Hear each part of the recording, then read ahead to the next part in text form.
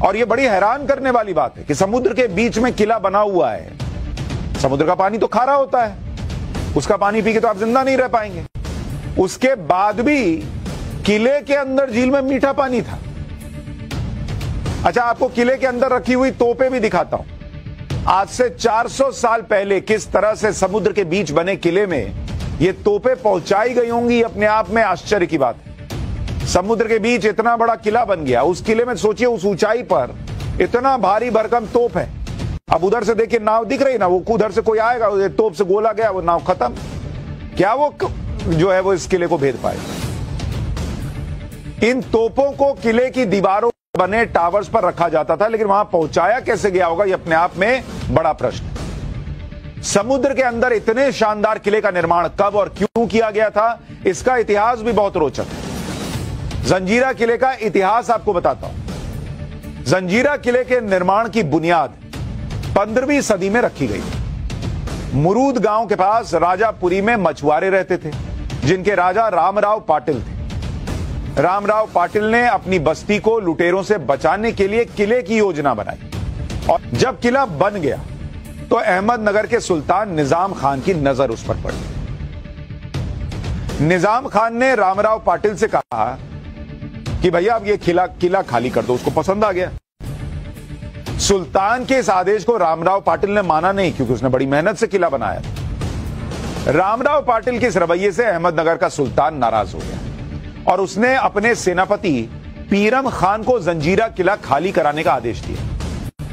पीरम खान अपनी तमाम कोशिशों के बाद भी जंजीरा किले में घुस ही नहीं पाया।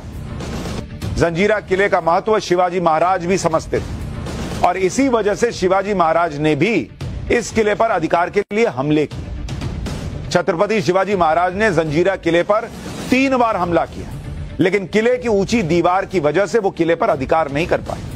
सोचिए, छत्रपति शिवाजी महाराज जैसा योद्धा भी इस किले पर अधिकार नहीं कर पाया। ऐसा इस किले का इतिहास है। किले की 40 फीट ऊंची दीवारों पर चढ़ने के लिए मराठा सैनिकों ने काफी कोशिश की, लेकिन वो सफल नहीं हो पाए। शिवाजी महाराज के बाद उनके बेटे संभाजी राजे ने जंजीरा किले पर कब्जा करने की कोशिश की। कहा जाता है कि संभाजी महाराज ने सुरंग के जरिए जंजीरा किले तक पहुंचने के बारे में सोचा, और इसके लिए संभाजी महाराज के आदेश पर जंजीरा किले के पास पद्म दुर्ग नाम का किला बनाया गया। पद्म दुर्ग किले से जंजीरा किले तक पानी के नीचे नीचे सुरंग बनाने की योजना बनाई गई कि नीचे नीचे चले जाएंगे, दीवार चढ़नी नहीं पड़ेगी। लेकिन जंजीरा किले की नींव इतनी गहरी थी कि पानी के नीचे उसमें छेद ही नहीं हो सका। सोचिए, समुद्र में इतनी गहरी नींव, क्या कमाल का काम उस वक्त किया गया है और कैसा बनाया गया है। जंजीरा किले पर मराठों के बाद भी कई बार हमले।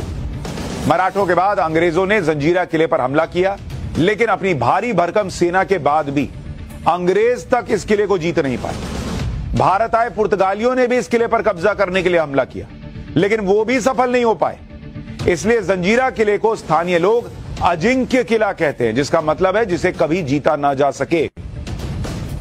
यह है इस शानदार किले का इतिहास। लेकिन आप सोचिए कि इस देश में इतिहास कैसे पढ़ाया और बताया गया है।